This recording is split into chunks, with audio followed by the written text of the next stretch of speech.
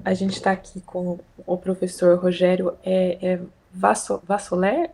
Isso, Vassoler. Vassoler, legal.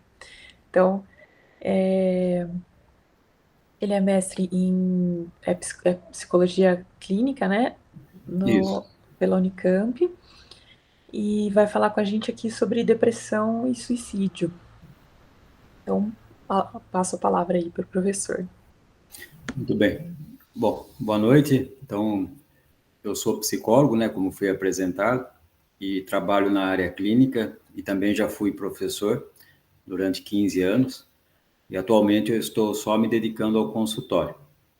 E então, no consultório eu já trabalho há algumas décadas, então já me deparei com muitos casos de depressão, e as suas, né, consequências, inclusive, esse é o tema de hoje, né, depressão e suicídio.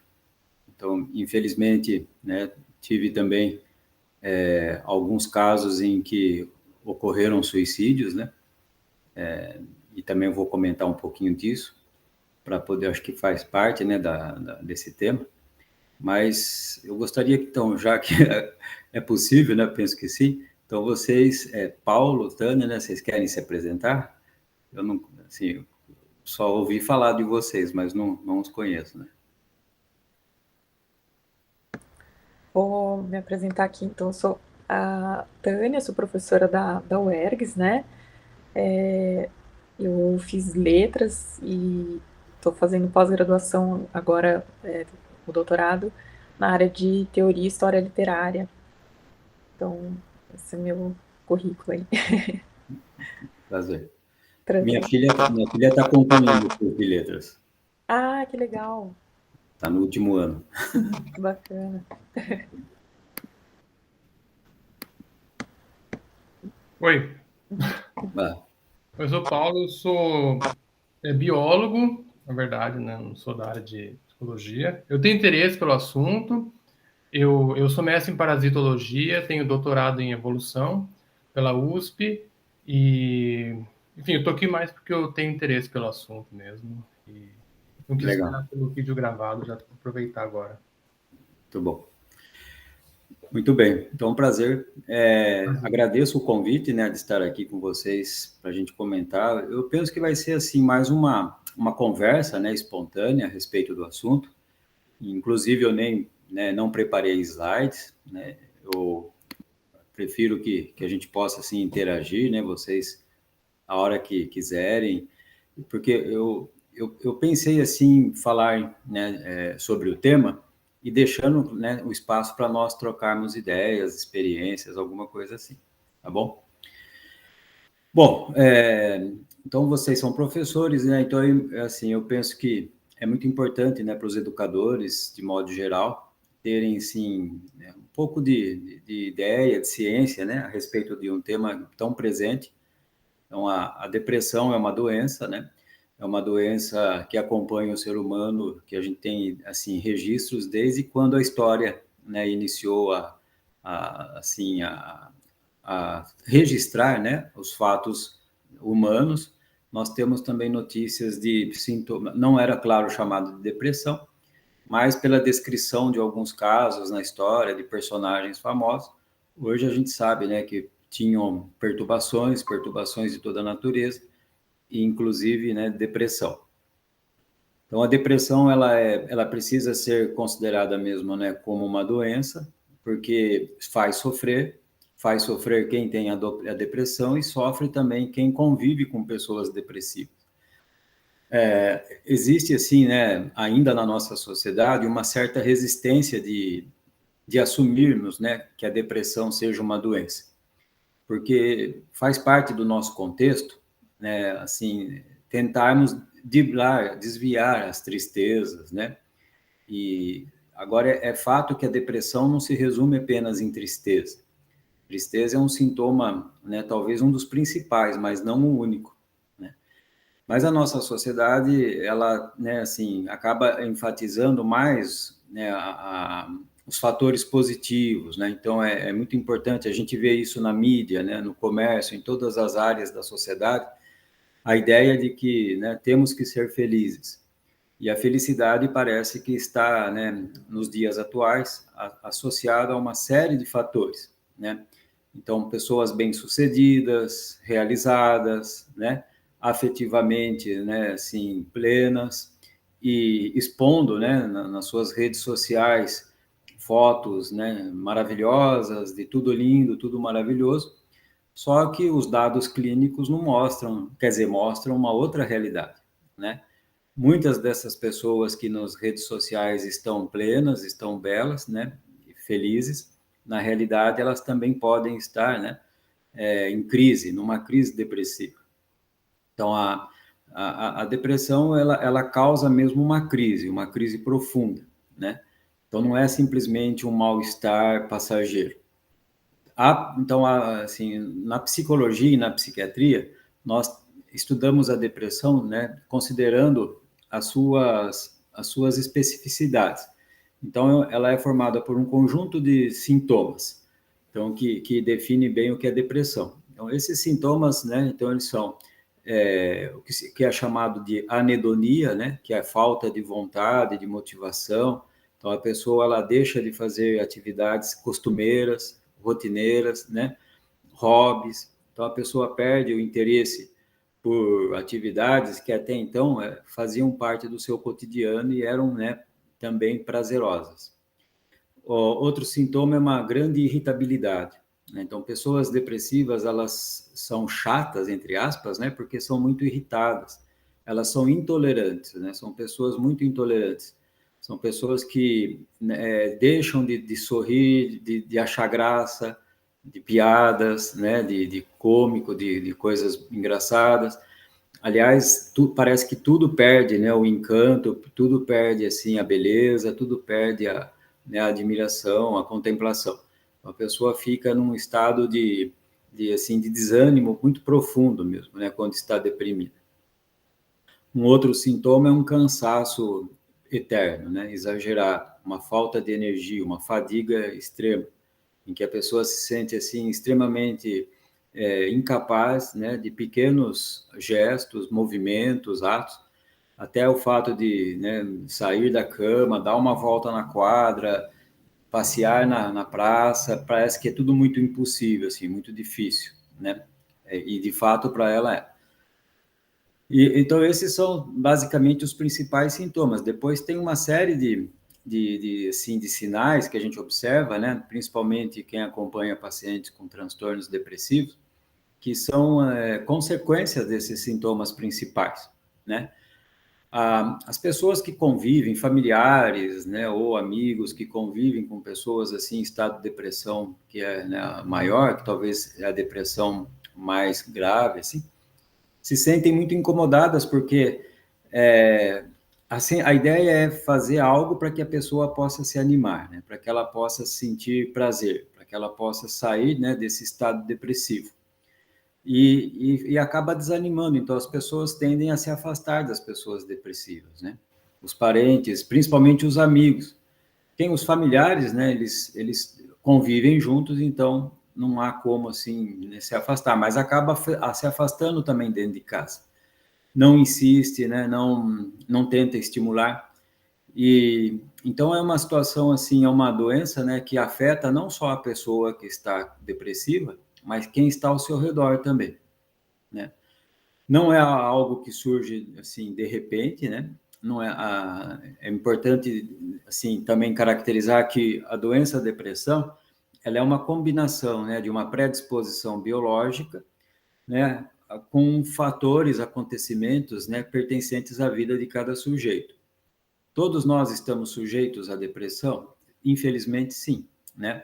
Hoje nós sabemos que existem um conjunto de fatores neurológicos, hormonais, né, na neuroquímica, em que os medicamentos eles são, né, indicados justamente para, né, restaurar o sistema nervoso e poder, né, equilibrar toda essa química neurológica, né? Porque esse é o lado bastante assim, porque a depressão não é um corte, né? Não é uma fratura, não é algo que se vê externamente. Então, parece que a pessoa, né, não tem motivos para estar depressiva. Antigamente associava a depressão com, né, algum mal-estar, real, né? Algum trauma vivido, perdas, lutos mal elaborados. Então, de fato, esses fatores eles podem desencadear depressão, né? Principalmente o luto mal elaborado. Né? Um luto mal elaborado ele pode caminhar para uma melancolia. Que melancolia não é exatamente a mesma coisa que depressão, né? Tem sintomas muito próximos, aliás, idênticos, inclusive, mas a diferença é que na depressão, né?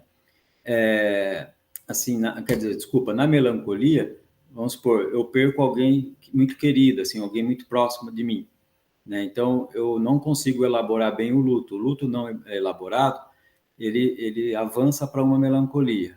A minha personalidade, a minha libido, as minhas energias, elas ficam voltadas, presas para o objeto perdido. Então eu não consigo falar de outras coisas, né? Eu não consigo me direcionar para outros interesses, eu não consigo ter outros alvos de prazer. Aliás, eu não tenho prazer com nada. A minha vida fica então presa, né? Do meu dia a dia é voltado, né, para lembranças, recordações, falas e o discurso, né, do objeto chamado de objeto do objeto perdido. Existem muitas pessoas que sofrem de melancolia e a melancolia ela é assim atribuída, né, a uma pessoa gostava demais de quem faleceu. Tudo bem, isso é verdade, mas ela tem um grande problema aí que é não superar, né, a perda, que é não se adaptar à ausência de quem faleceu. Então, o luto ele é necessário, né? O luto é um estado em que nós vivenciamos quando nós passamos por uma perda muito significativa. Então, seja o luto por pessoas, né? Né, até mesmo por algum animal de estimação, né? Quando a gente perde um trabalho, um cargo, uma ocupação, né?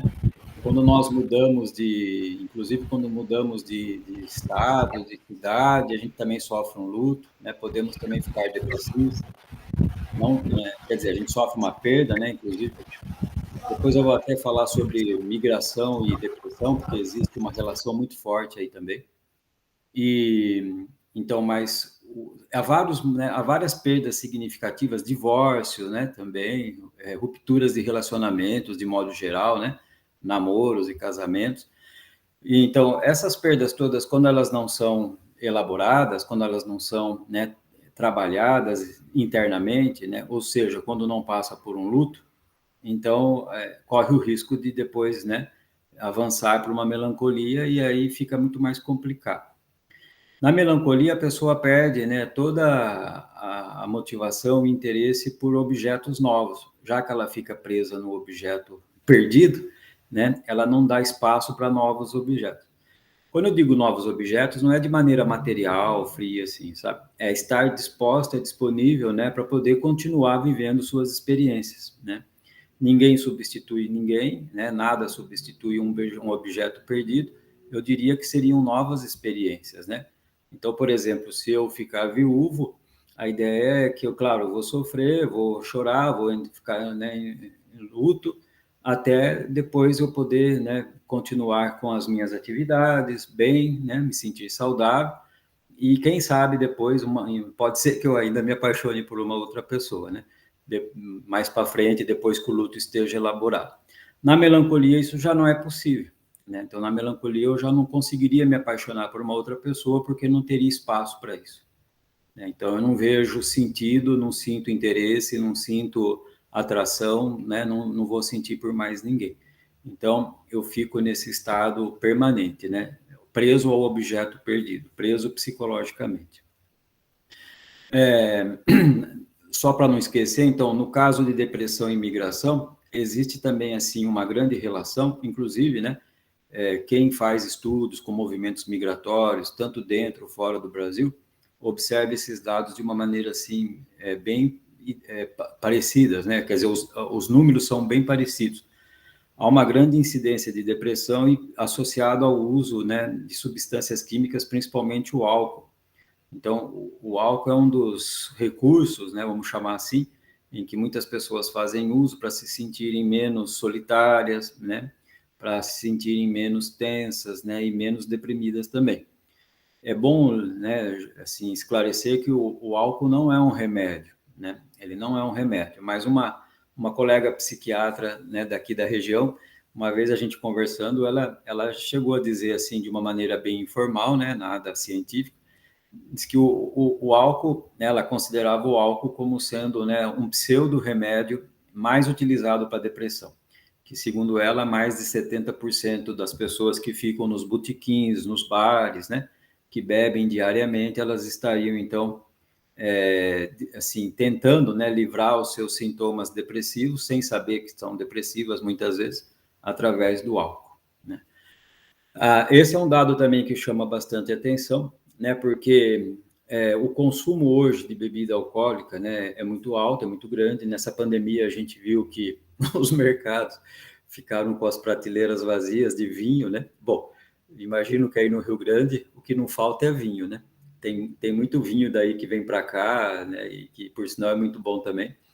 Mas a italianada, né, gosta de um vinho, isso é muito bom, mas eu estou falando de uma, né, não de um hábito, né, saudável de apreciar um vinho, e sim, né, de um uso, né, abusivo de substâncias assim.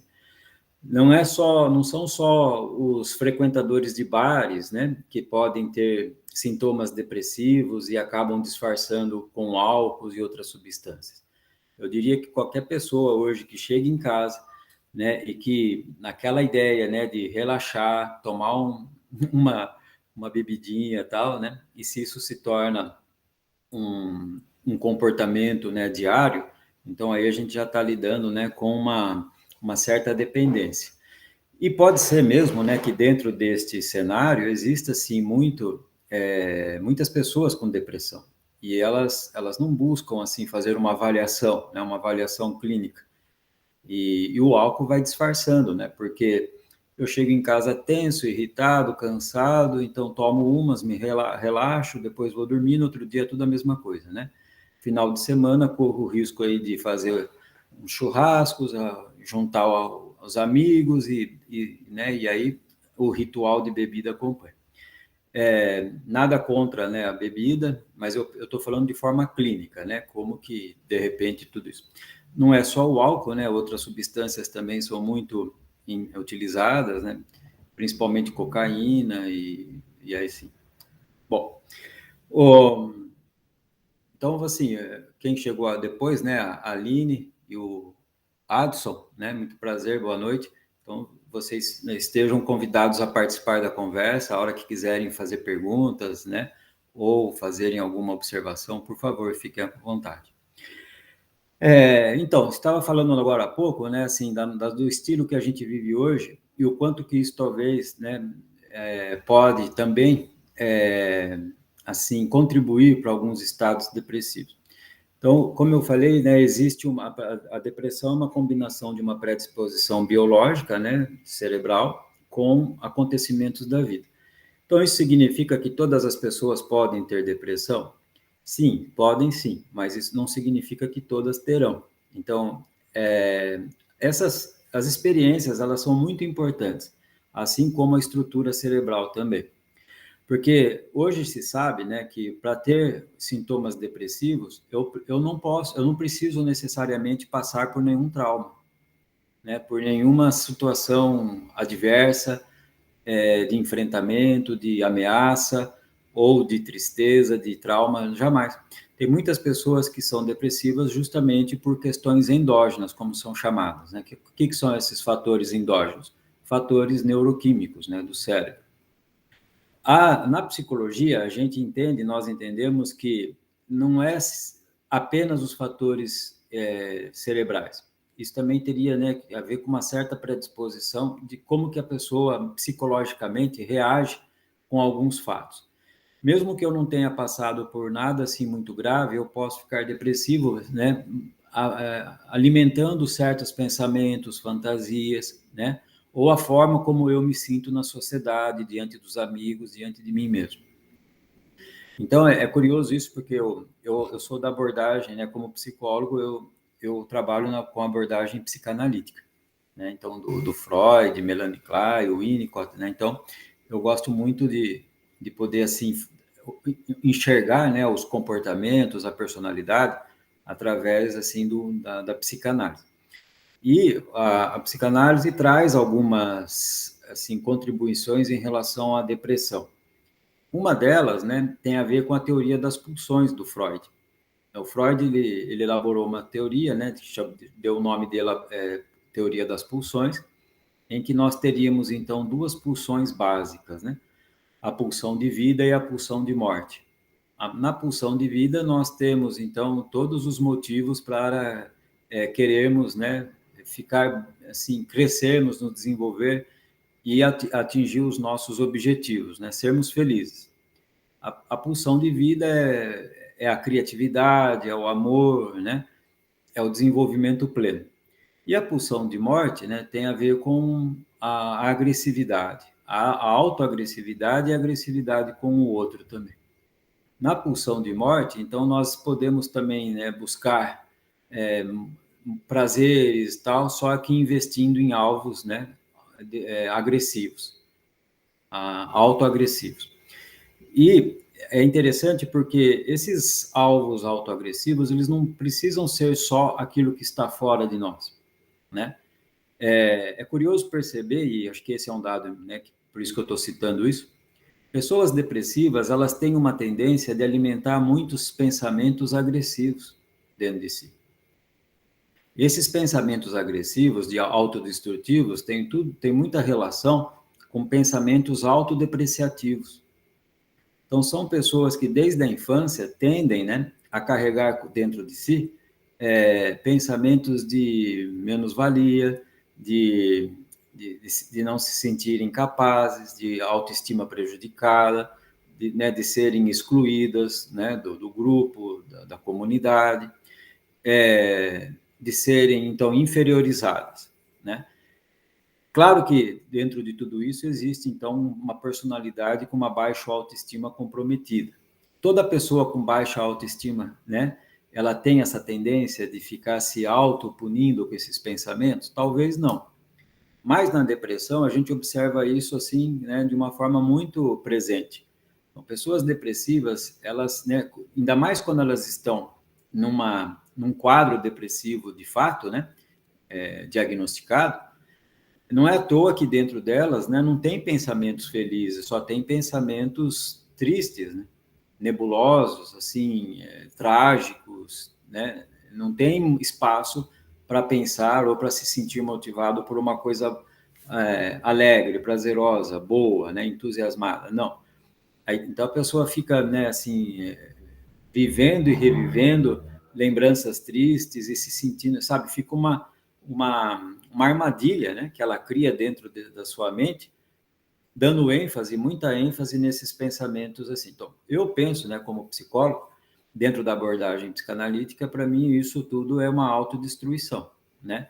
Mesmo que eu não me torne uma pessoa depressiva, mas o fato de eu ficar alimentando esses tipos de pensamentos, né, então, dentro de mim, existe todo, né, um cenário muito negativo.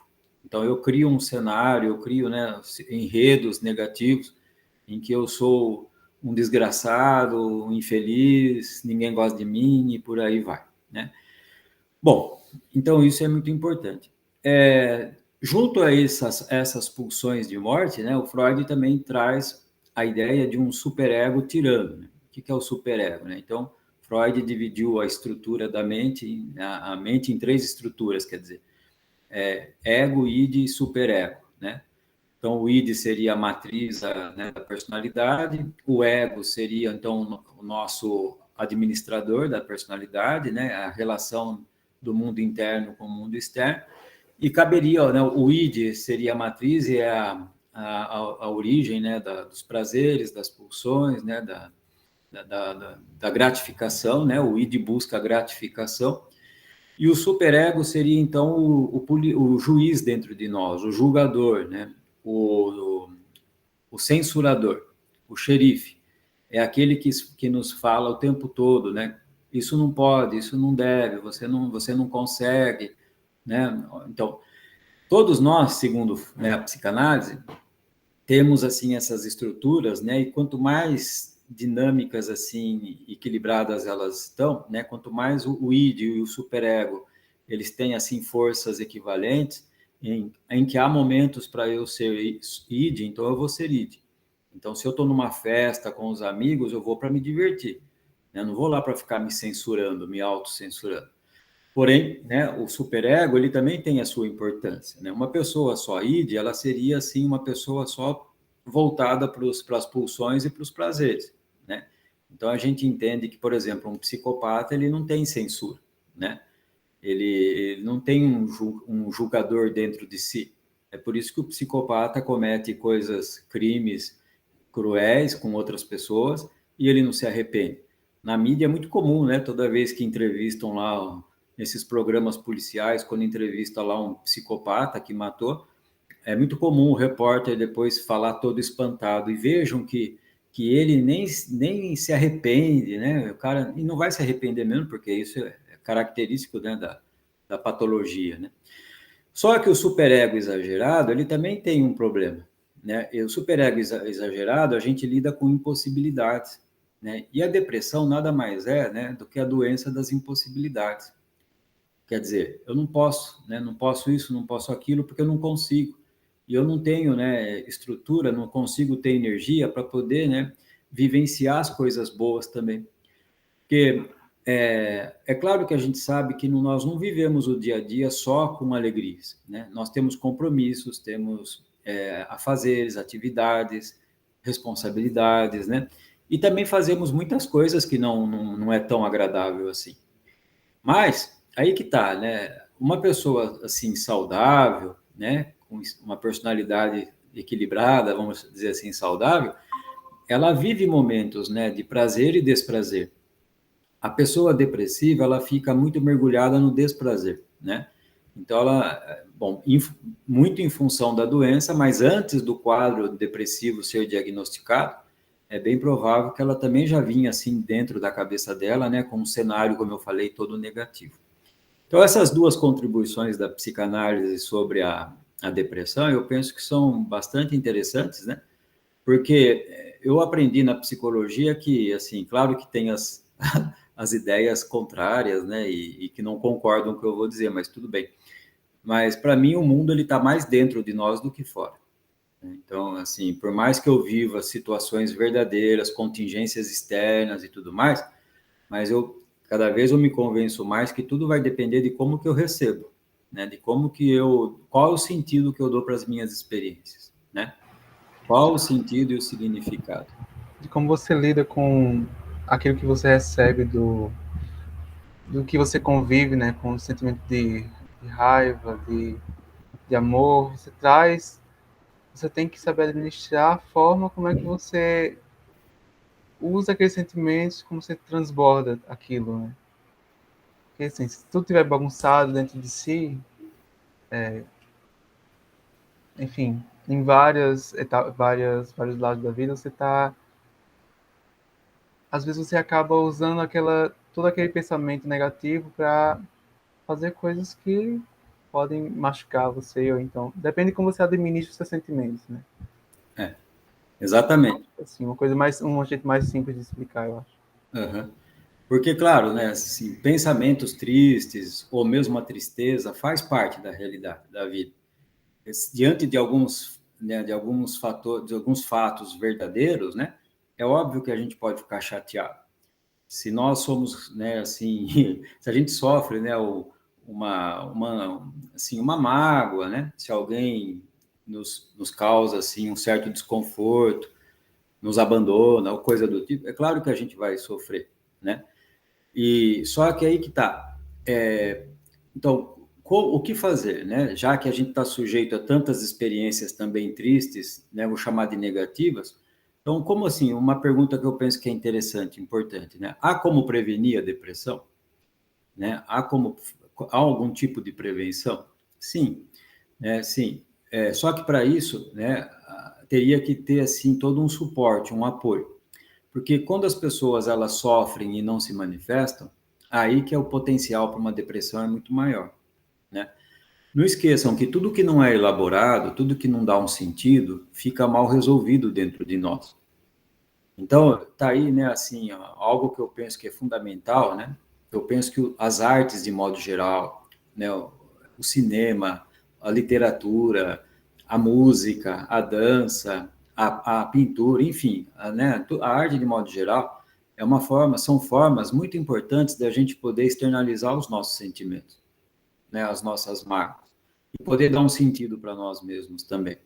Só que não apenas assim, né? Existem também outros alvos, né? Há quem busca também a espiritualidade, né? Uma paz interior, um crescimento, né? De fato, isso também é importante, né? Agora, a melhor prevenção, na minha opinião, para a depressão é, de fato, um ouvido compreensivo, né? É alguém com quem a gente possa conversar, expor o que a gente sente e a pessoa poder, né, nos ajudar a elaborar esse sentimento. Elaborar significa dar um sentido para esse sentimento, né? Para não ficar solto, no vazio, né? Aquela coisa que vai me consumindo sem eu me dar conta. Só que tudo isso não é tão fácil assim. Por quê? Porque as pessoas, elas... Aí que tá. Parece uma contradição que eu vou dizer, mas clinicamente a gente sabe que isso tem uma importância. Existe, né, uma tendência das pessoas acabarem, assim, tendo um certo prazer com pensamentos negativos e ficam... Isso a gente chama de neurose, né? É algo que me machuca, que me coloca para baixo, mas eu não consigo parar. Desculpa o termo vulgar, parece que é uma masturbação, né?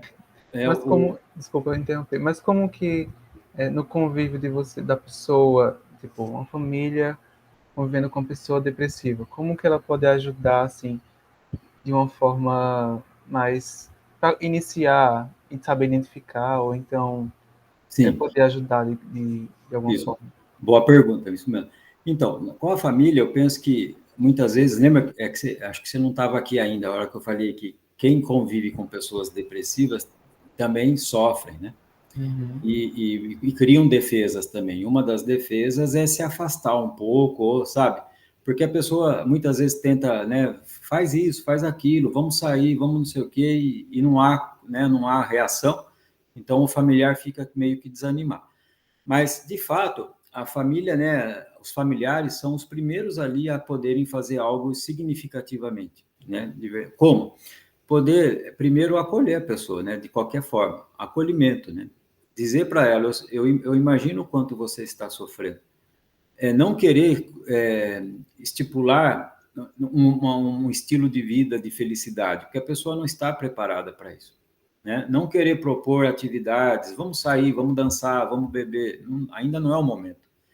Qual que é a ideia, então? Né? Vamos te dar apoio. E o apoio significa estar próximo, escutar, né? Transmitir afeto e, principalmente, buscar ajuda, né? Ajuda clínica, né? Então, aí que entra nós, psicólogos, os psiquiatras, né? Que são duas áreas, assim, de frente, as primeiras a serem, né, buscadas por esse tipo de quadro.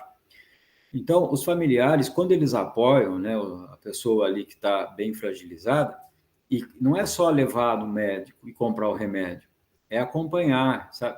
É incentivar a pessoa a fazer o tratamento, porque assim, muitos começam o tratamento, os remédios depois de um mês e meio, 2 meses, já começam a dar aquele efeito, né, necessário, importante, aí as pessoas param, né? A pessoa para com a medicação. E mais do que, junto com a medicação, é muito importante que se faça também um acompanhamento psicológico. Então, tem o professor Neuri, que foi meu professor na psiquiatria na Unicamp, né? Que nas palestras que ele fala, o Neuri Botega, não sei se vocês conhecem, numas palestras que ele fala de depressão, ele diz assim, né? Que não adianta medicar sintomas, né? Se a pessoa não buscar melhorar sua existência. Então, melhorar a sua existência, né, significa poder investir nesses recursos, né, que faltam dentro de si. E não é simplesmente, agora, que nem, por exemplo, a gente sabe, né, que alimentar pensamentos negativos não é bom, mas não significa, mas para curar a depressão, não basta eu ficar pensando coisas boas, mesmo porque eu nem vou conseguir. Né? A ideia é poder organizar o cérebro, organizar a mente, né, e tentar organizar a vida. Isso não é ser perfeito, isso é ser saudável, né, na medida do possível. E a família tem muito o que contribuir, porque se a família não incentivar e não dar o suporte, dificilmente a pessoa vai buscar ajuda. Eu tenho outra dúvida. Pois não. Em relação aos remédios que pessoas depressivas tomam, quais são os efeitos que esses remédios causam? Porque assim, eu sempre tive essa dúvida, tipo, conheci pessoas depressivas que tomavam os remédios, só que eu nunca entendi quais são os efeitos que esses remédios causam no organismo da pessoa. Tipo, por exemplo, mexe com sentimentos, mexe com... Eu não entendo. Você pode me explicar sobre isso? Sim. Então, os efeitos, Adson, vai depender do organismo e do tipo de remédio. Não são todos os remédios que causam o mesmo efeito, né, colateral ou adverso. E Eu também, digo assim, ele faz você se sentir melhor ou, tipo, por exemplo, tô de mau humor, por exemplo. Aí aquele remédio vai poder lhe ajudar a saber, sei lá, melhorar de alguma forma nesse sentido. então, a gente sabe que não existe a pílula da felicidade, né? Então, os remédios, eles vão equilibrar a neuroquímica. Então, hoje se sabe que quando estamos falando de depressão, né, o quadro depressivo diagnosticado e tudo mais, né, bem avaliado, então a gente está diante de um sistema nervoso que tem assim, alguns desequilíbrios, né, neuroquímicos. Esses medicamentos, eles agem nessa neuroquímica. A neuroquímica, né, só explicando assim de uma maneira bem rapidinha, o cérebro é formado por neurônios. Os neurônios, eles se comunicam entre si, né, através do que se chama de botões sinápticos, né, eles fazem a tal da sinapse. Só que os neurônios, eles não encostam um no outro, eles ficam um pouquinho afastados. É através dessa neuroquímica que a informação passa de um neurônio para outro, né? Então, é uma substância química que ela serve de condução, de condutor, né? Ela é uma condutora dessas informações. Pequeníssimas alterações nessas neuroquímicas, né, produzem alterações de comportamento, sentimento, uma série de coisas. Então, dependendo porque existem muitos remédios hoje para depressão, né? E existem também, assim, vários tipos de avaliações, quer dizer, existem as avaliações que podem chegar numa conclusão. Então, esse indivíduo precisa desse remédio. Então, a ideia é diminuir os sintomas, né? Os sintomas agressivos em relação à própria pessoa, né? A ideia é fazer com que a pessoa tenha um equilíbrio desses neurotransmissores e o sistema nervoso dela lhe permite que ela possa, né, ter assim, prazeres, motivações. Então, aquilo que antes era impossível, sair para ir para um aniversário, agora ela já consegue, né, tomar um banho, fazer a barba, né, a pessoa se penteia, tudo.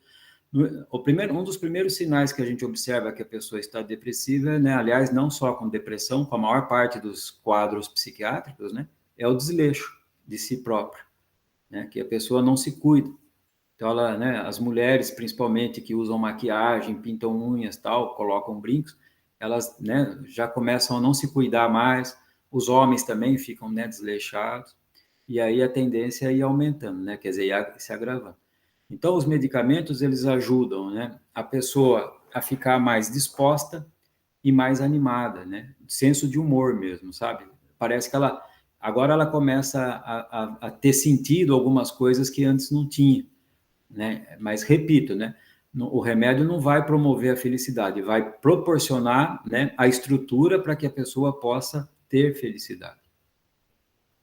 Agora, alguns sintomas assim, né, que as pessoas se queixam, principalmente, assim, alguns, não são todos, mas alguns medicamentos, talvez o que mais traz preocupação é a diminuição da libido. Então, mas aí que está. A gente entende que tem que a política de redução de danos, né? Então, no momento, o que mais importa, mesmo porque, desculpa a brincadeirinha, mas a pessoa depressiva já está sem libido mesmo, né? E, quer dizer, não é que ela está sem libido, está oculta, né? Tá escondida, está guardada. Mas acho que tem que pensar na redução de danos. Acho que todos os possíveis sintomas adversos, eles são menos prejudiciais do que se espera, né? Quer dizer, é mais interessante, é vantagem, né, ter um medicamento para poder buscar esse equilíbrio neurológico, né, e qualidade de vida. Porque a depressão, ela interfere, né, diretamente, né, nas funções sociais e profissionais. Uma pessoa muito depressiva, ela não tem a mínima vontade de sair de casa, né, de exercer seu trabalho. Ela não tem condições, né, quando ela está muito depressiva. Então, nós temos que buscar, né, oferecer qualidade de vida, né, poder retornar à sua rotina, né, poder se sentir digna, né, produtiva, útil, né, de uma forma saudável, claro. Desde que iniciou a pandemia, assim, saíram muitas matérias sobre isso, reportagens que muita gente desenvolveu ansiedade, muita, sabe, bipolaridade por causa de que ficava trancado dentro de casa, convivendo muito tempo com a família, aí começaram a desenvolver muitos problemas. Como que, como que o senhor acha, qual foi o principal fator que agravou essa quantidade de pessoas sofrendo de ansiedade, de depressão, nesse momento de pandemia? Bom, são vários fatores, né? Acho que o Uhum. primeiro deles é a falta de garantias do que vai ser o amanhã, né? Que a ansiedade, a gente sabe que essa é a dinâmica da ansiedade, né? Eu não sei o que vai acontecer, né? Com a pandemia, eu penso que isso fica mais intensificado, né? A pandemia, até agora, né, que ainda não estamos ainda totalmente, né, assim, né, no sob controle, mas a pandemia mexeu e está mexendo ainda, né, com hábitos das pessoas. Então, o fato de não ir para as escolas, não assistir aula presencial, não ir para o trabalho, né, presencial, o home office. Então, para vocês professores, né, eu peguei também, até junho desse ano eu era professor, né? Julho eu deixei de ser. Então, assim, dar aula, né, para uma tela de computador que você não vê os alunos na sua frente, né? Isso é bem angustiante, né? Não poder ter aquela interação com os alunos, né? Sentir a presença deles, os olhares, né? Poder estar ali naquele contato verdadeiro, presencial. Então, para o professor é muito angustiante. E para os alunos também.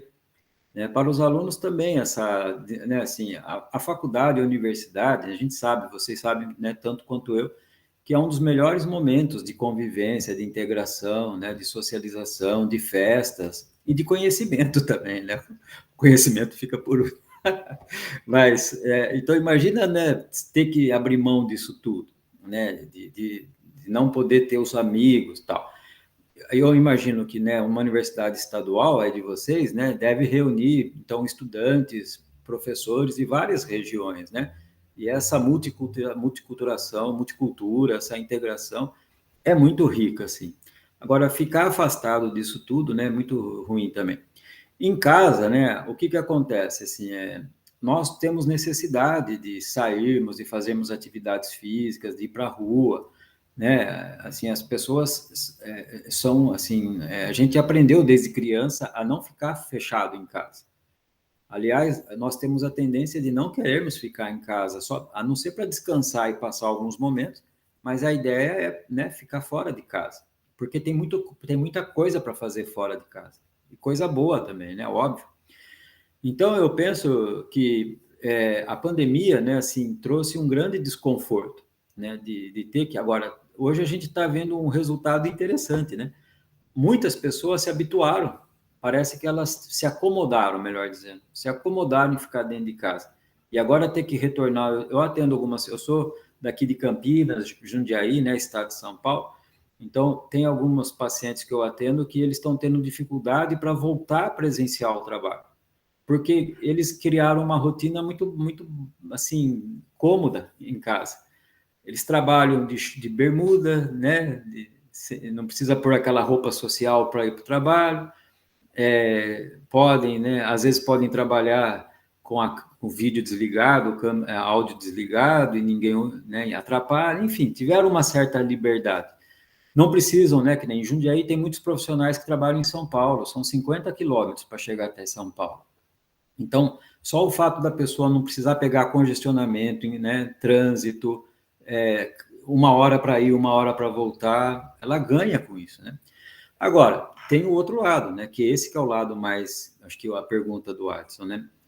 Por outro lado, as pessoas, né, ficaram mais ansiosas, mais tensas, né, por causa dessas incertezas, e a convivência para muitas famílias não foi assim aquilo que se imaginava, as famílias vão ficar juntas, né, os familiares, sabe o que eu observo, que chega muito no consultório, pelo menos na nossa região aqui, né, tá cada um dentro do seu quarto, não há uma integração, né, não existe assim, os filhos não ficam o dia inteiro no computador, mas antes era assim, nem tanto, eles saíam para ir jogar bola na quadra, para ir no shopping, para ir não sei o quê.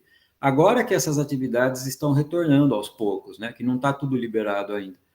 Mas eu penso que, né, a gente sabe, por exemplo, então eu falei agora há pouco, e é verdade.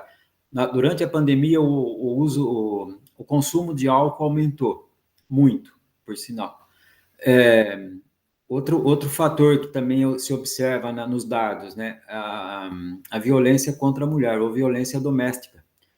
Violência doméstica, né, toda violência que ocorre dentro de casa com os membros da família, entre si, entre eles.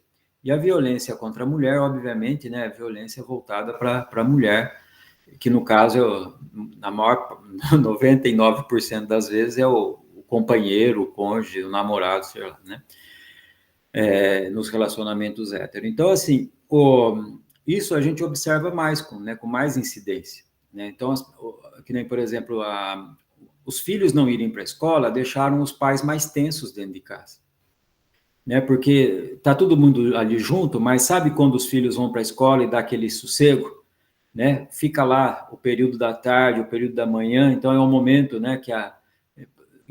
Porque os pais também têm que trabalhar em casa, né? Então trabalhar em casa e ter os filhos dentro de casa, dependendo da estrutura, né? Da casa, é muito desgastante, né? Eu atendo ele trabalha no sistema bancário, né? E a esposa dele também trabalha.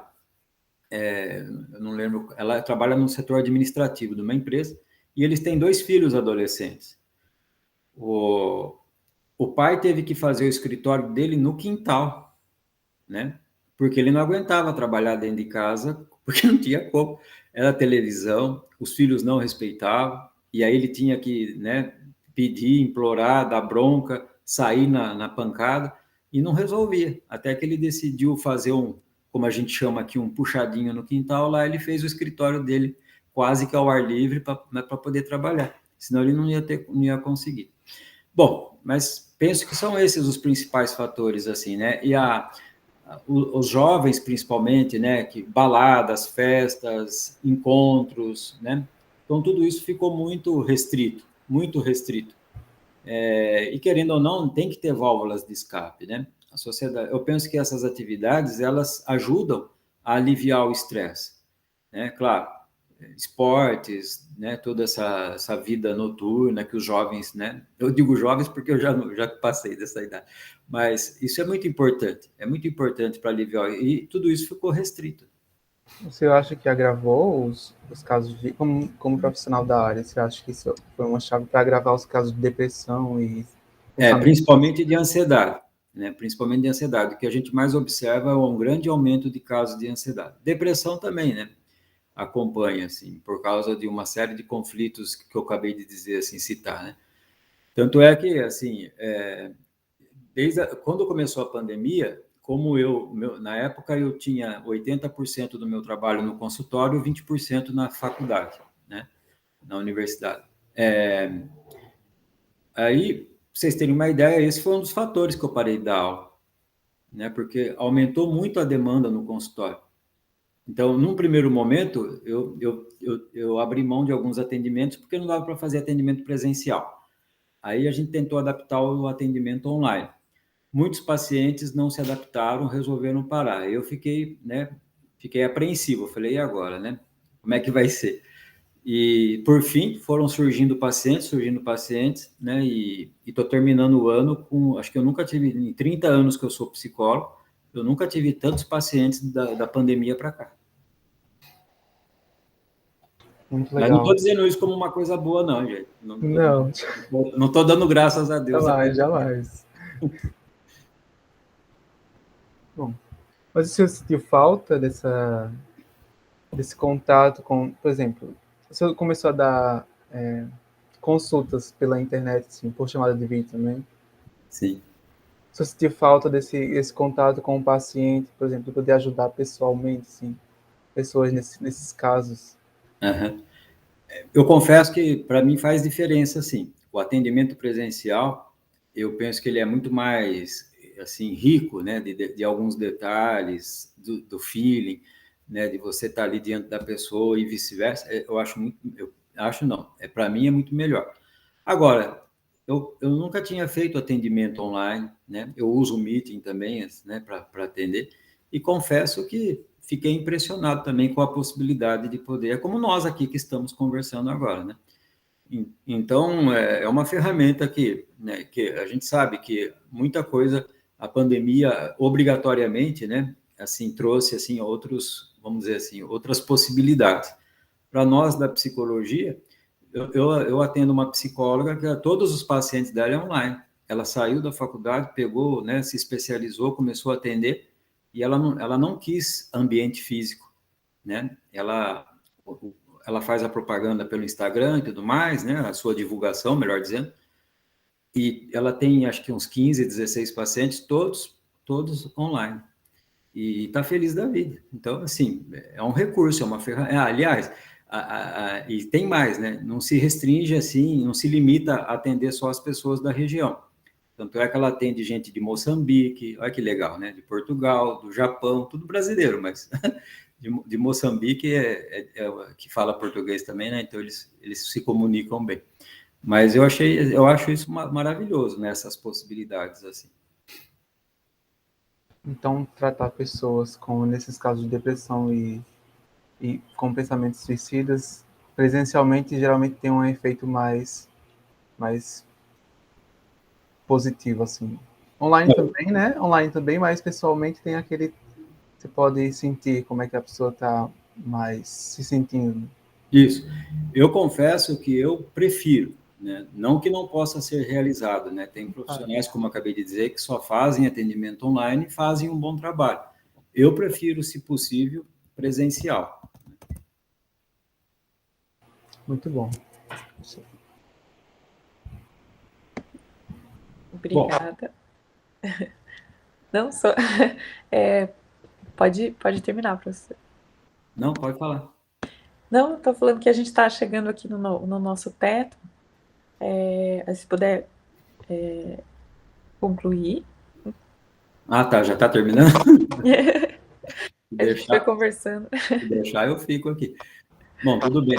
De suicídio nós não falamos, né? Não sei se vocês querem algum comentário, alguma coisa sobre suicídio. Sim, claro. Bom, suicídio hoje a gente entende também como sendo, né, algo muito preocupante, porque de fato é uma pandemia, né? Pelos números que a gente, né, não preciso citar, mas vocês sabem que é um número muito grande. Assim, a mídia hoje tenta não divulgar para não, né, não causar aquilo que a gente chama de, né, de contaminação psíquica, né? Então, tem muitas pessoas que quando sai na mídia algum fato, ainda mais alguém, né, conhecido, isso desencadeia também muitas tentativas de suicídio na população. Hoje é uma preocupação muito grande com crianças e adolescentes, né? Acho que aqui no Brasil, as faixas etárias, assim, as fases que estão mais crescendo, né, proporcionalmente o número de suicídio é nessa faixa. Nessa fase, quer dizer, né, nas fases, né, infância e adolescência. Um dos principais motivos são temas, né, relacionados com questões de gênero, né, a sexualidade. A sociedade faz muita pressão, pais não concordam, então as crianças e os adolescentes, né, cada vez mais precoce, já estão assim se sentindo livres, né, para manifestarem o que sentem, o que vivenciam dentro de si, e esse é um fator bastante preocupante.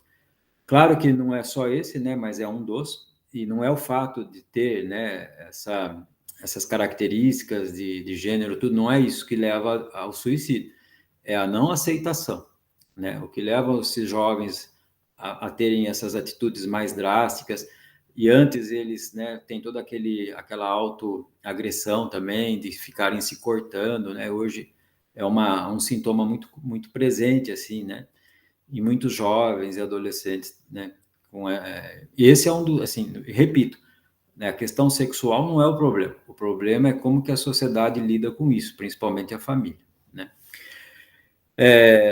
Os adultos, né, a maior parte, assim, isso que é interessante falar mais como prevenção, né, porque muitos, quando falam em suicídio, trazem, assim, como se fosse né, um sensacionalismo. Eu, particularmente, já não gosto muito dessa abordagem.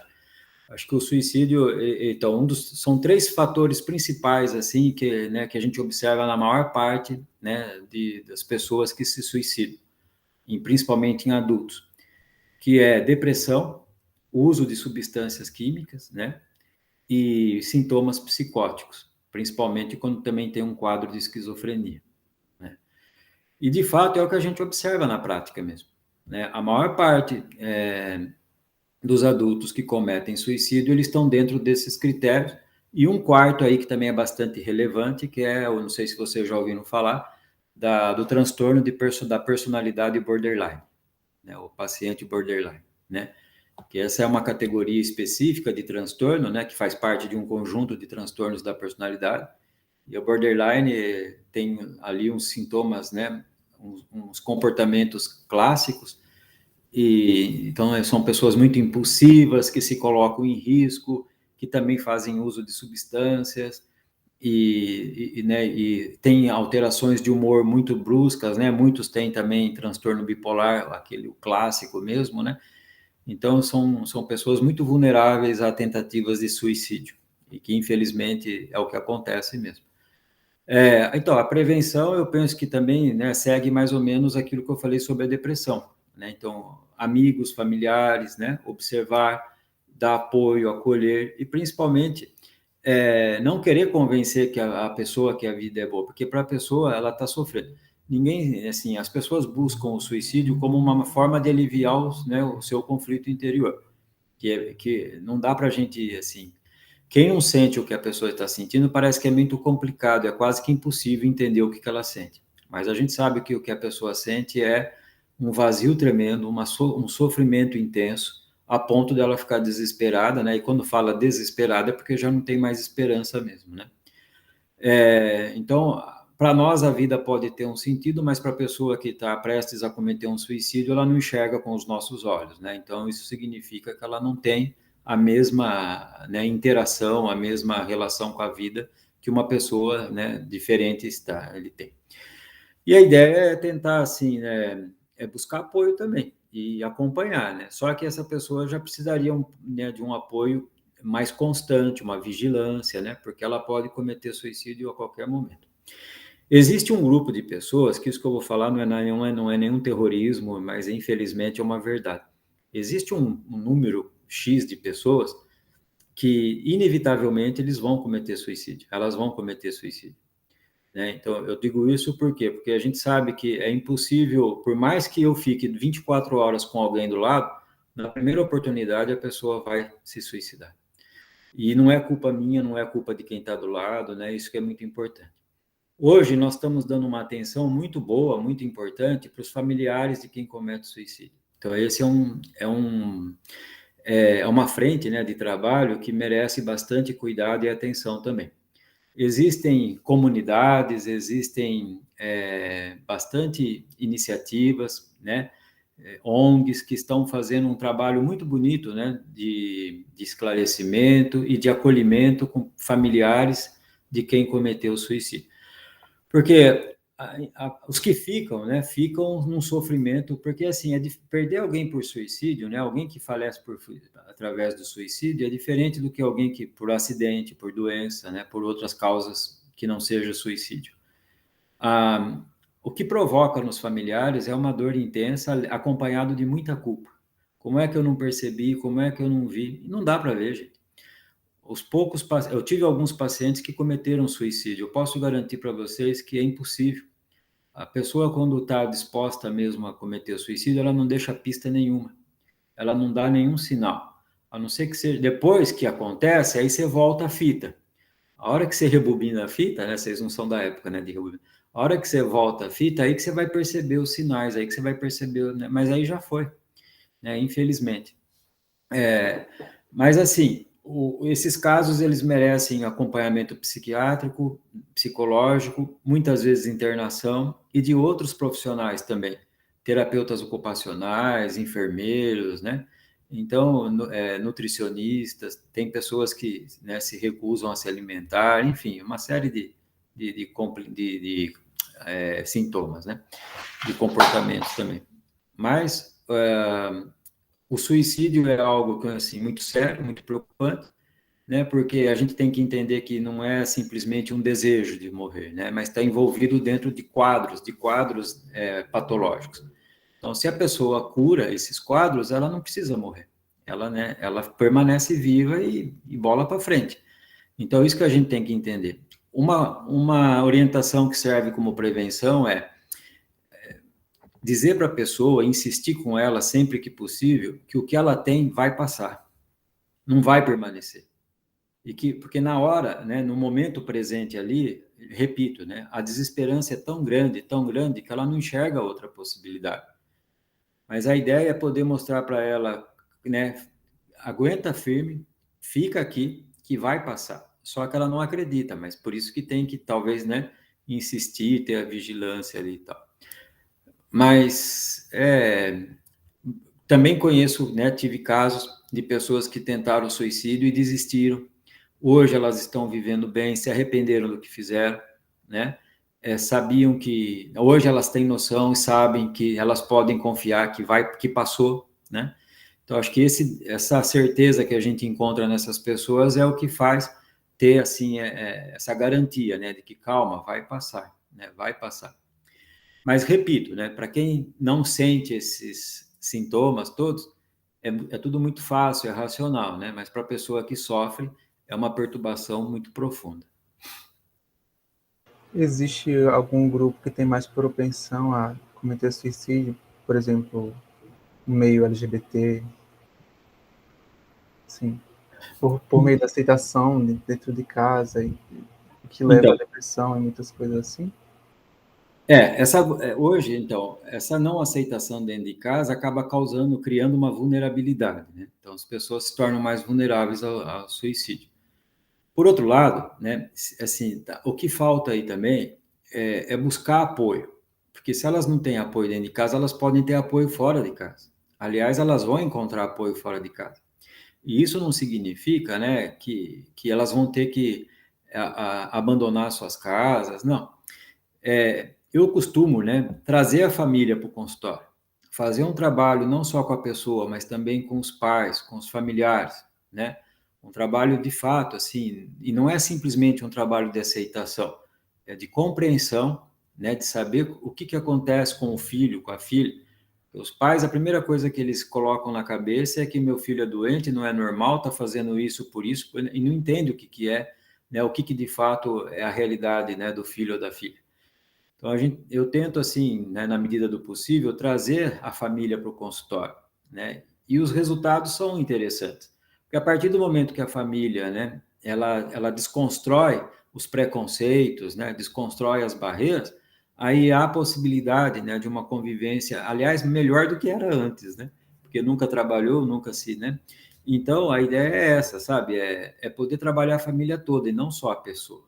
Hoje a gente sabe que muitos casos, não se trabalha só quem está, mesmo a depressão. Quantas vezes eu tive que chamar familiares para ir para o consultório para poder explicar para eles que aquilo era uma doença e como que eles poderiam contribuir e ajudar, né, com o familiar. Então, existe sim essa vulnerabilidade, mas aí tem que ver também, considerar que não é só o fato, né, não esquece que não é só o fato do gênero, de aceitação, de sexualidade, né, pode ser que tenham outros fatores também, casos somado a isso, né, depressão, né, muitas vezes também acompanha, né, não esqueçam daqueles fatores que eu falei, depressão, uso de substâncias, sintomas psicóticos e borderline. Então, se tiver um conjunto de sintomas aí somados, associados, né, então a chance aumenta mais. Maravilhoso, adorei. Muito legal. Então, como a gente chegou aqui quase 9h20, né? Vamos agradecer, então, ao professor Rogério, né, pela participação e a todo mundo que veio aqui assistir, né, no Meet. E agradecer também as participações, né, principalmente aí do Adson, que está aí assistindo com a gente. Muito, muito legal. E muito boa a palestra, fiquei bastante, assim, esclareceu uma série de coisas, né? Foi bem, bem legal. Então, muito obrigada. Também gostei muito do professor ser muito solícito nas respostas. Obrigado. Muito Eu que obrigada. agradeço, né? Agradeço o convite, a participação de vocês. Eu imagino mesmo que a gente pudesse fazer, né, uma conversa, um bate-papo, eu prefiro assim. Uhum. Então, foi muito bom, agradeço bastante. Legal. Deixa eu encerrar aqui a gravação.